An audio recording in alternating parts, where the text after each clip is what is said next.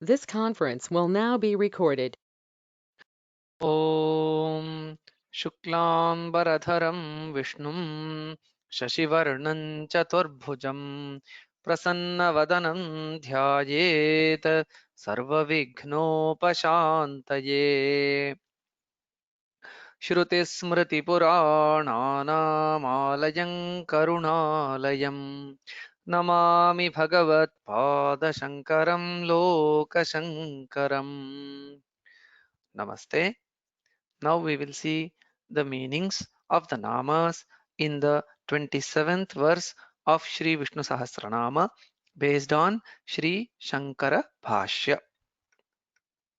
First, the verse Asankheyo Prameyatma Vishishtashistakritchuchihi Siddhartha Siddha Sankalpaha Siddhidas Siddhi Sadhanaha. The namas are असंख्येयः अप्रमेयात्मा विशिष्टः शिष्टकृत् शुचिः सिद्धार्थः सिद्धसंकल्पः सिद्धिदः सिद्धिसाधनः. Now let's see the meaning of each of these namas.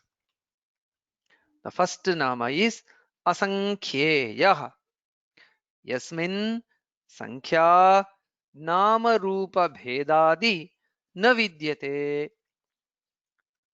The, the one in whom there is no differences like name, form, etc.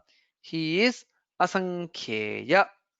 Sankhya here is described by Acharya as nama rupa bhedadi. So the bheda or the differences that are caused by name, form, etc. are indicated by the term Sankhya.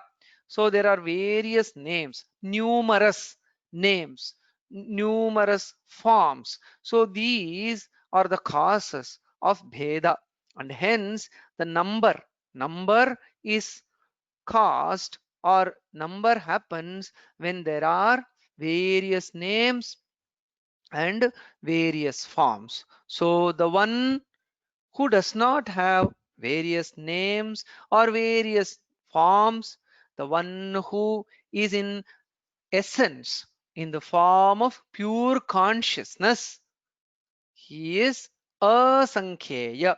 Sankhya refers to names and forms and the differences caused by those names and forms.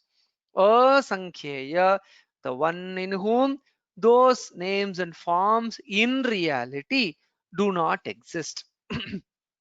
In the absolute state, in the highest form of pure consciousness, there is no such differences of name and form. As all the rivers merge into the great ocean, similarly all names and forms get dissolved into that great ocean of pure consciousness. So that is indicated by the term asankhyeya. The second term is aprameyatma. Aprameyaha Atma Swarupam Asyeti. The one whose form is incomprehensible, not comprehensible. So Aprameya Atma. Atma here means Swarupam, the form. Prameya means can be known. Aprameya cannot be known. So the one whose real form cannot be known. Again, is it absolutely not knowable? No, it can be known. Grihyate or drishyate to agriya buddhya. By the mind that is sharpened by Shastra and Acharya Vachanas, to that mind drishyate. So that Paramatman can be, the glimpses of the great divinity can be had by that buddhi, by that mind which is refined by Shastra and Acharya Vachana. So the one who is beyond perception or who cannot be perceived in general by the distracted mind, by the minds that are not refined by Shastra and Acharya Vachanas. So for them, he is Aprameyatma. The third term is Vishishtaha. Atishete sarvam ataha Vishishtaha. The one who exceeds all. Hence he is special. So Vishishta means special.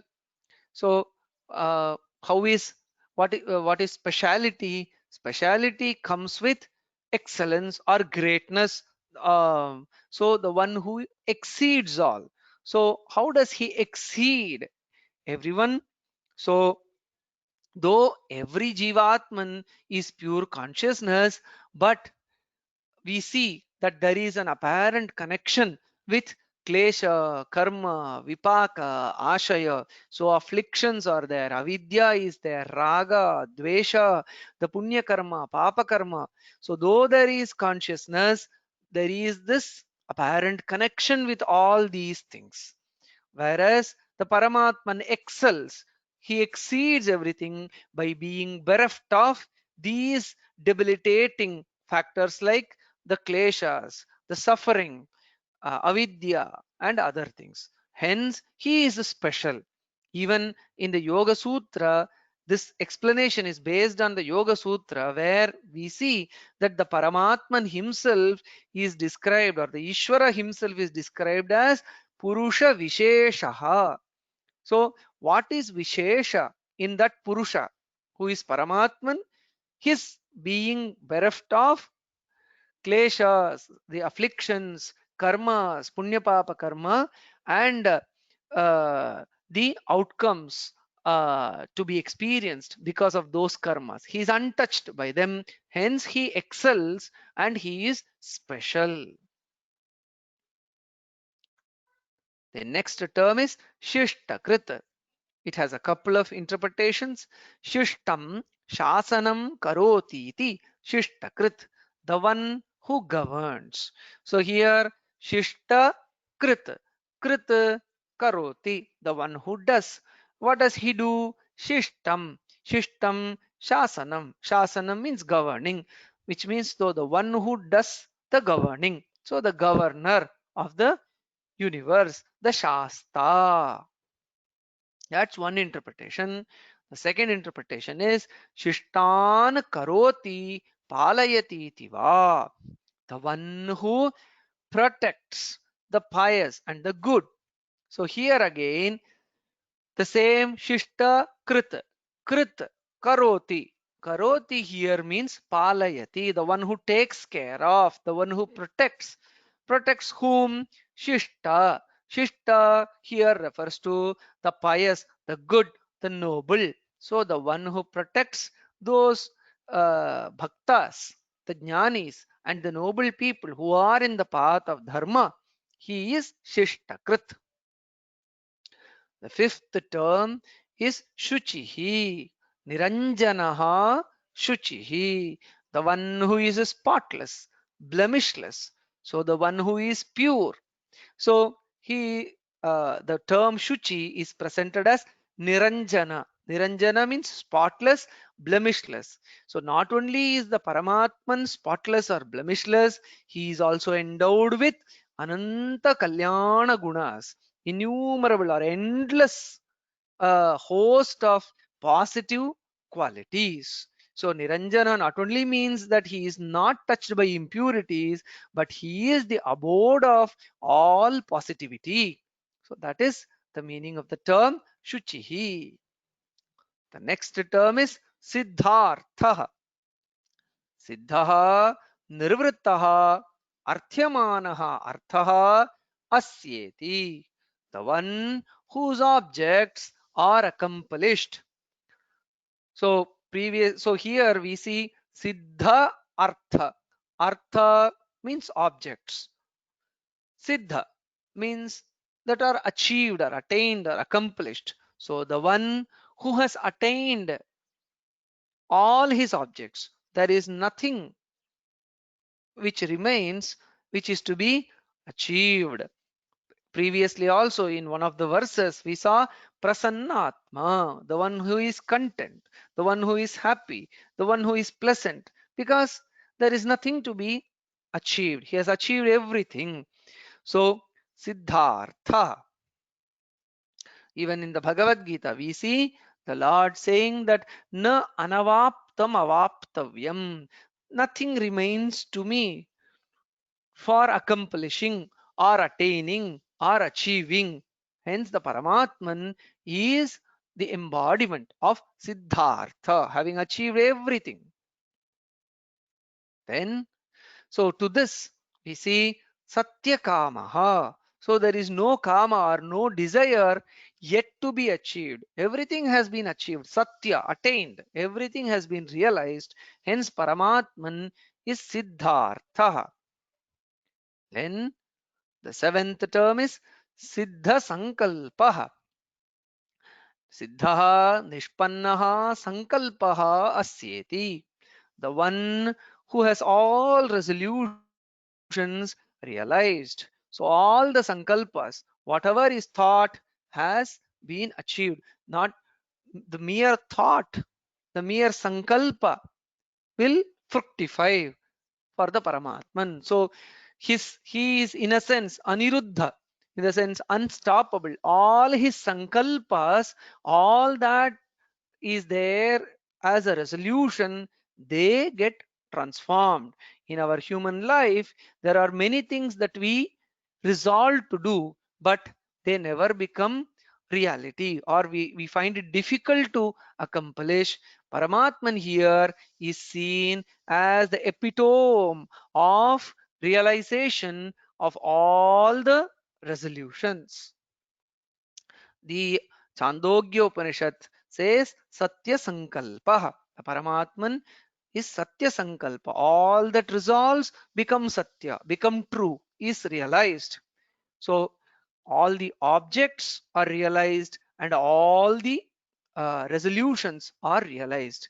The point is, all the objects that are desired to be achieved, all the works that all the resolutions that we have to lead the life in a particular way, all that can be achieved by the grace of Paramatman, who himself is Siddhartha and Siddha Sankalpa. The eighth term is Siddhidah. Siddhim phalam kartribhyah swadhikaranurupatah dadatiti.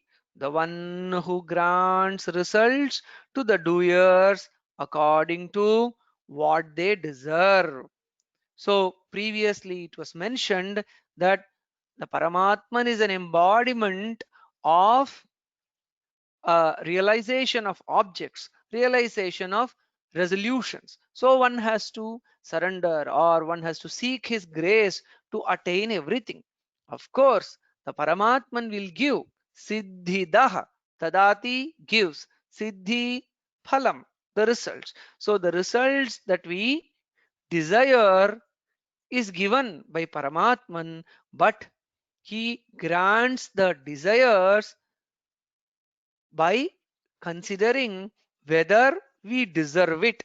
Swa adhikaranurupatah.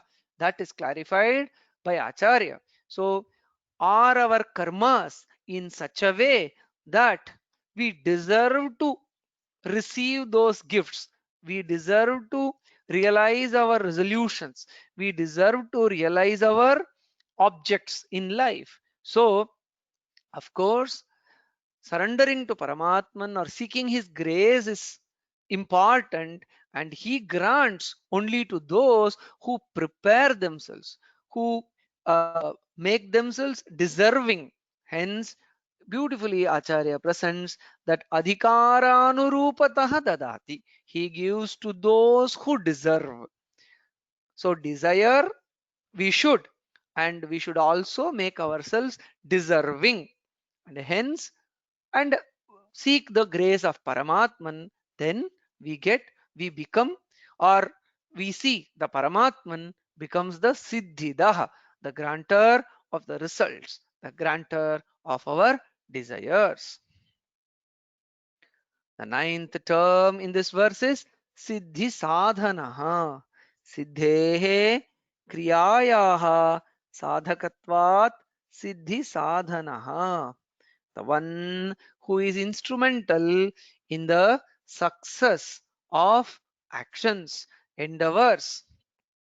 So, Siddhi and Sadhana, they are the two components. Siddhi refers to the Kriya or the actions, and the Sadhana means who is instrumental. So, the Paramatman is the grace of Paramatman is instrumental in the actions that are performed towards accomplishing the goals in our life. So, we see in the Bhagavad Gita there are 5 factors for achieving the goals in life: Adhishthanam, the substratum; Karta, the doer; Karanam, the, the instruments; Vividhaha, Prithak Cheshtaha, various actions that are related to that; and Daivam Chaivatra Panchamam. Daivam, there is an unseen factor.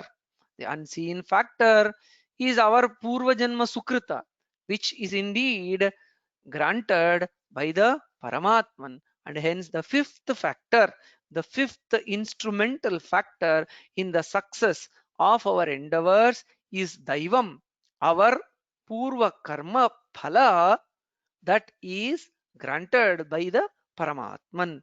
And hence, so he is also an instrumental cause in achieving all our achieving success in all our endeavors, and hence he is glorified as Siddhi Sadhanaha.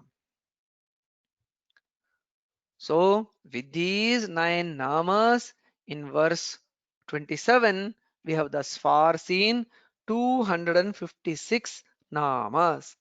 Om Tat Sat, Shri Krishnarpanamastu.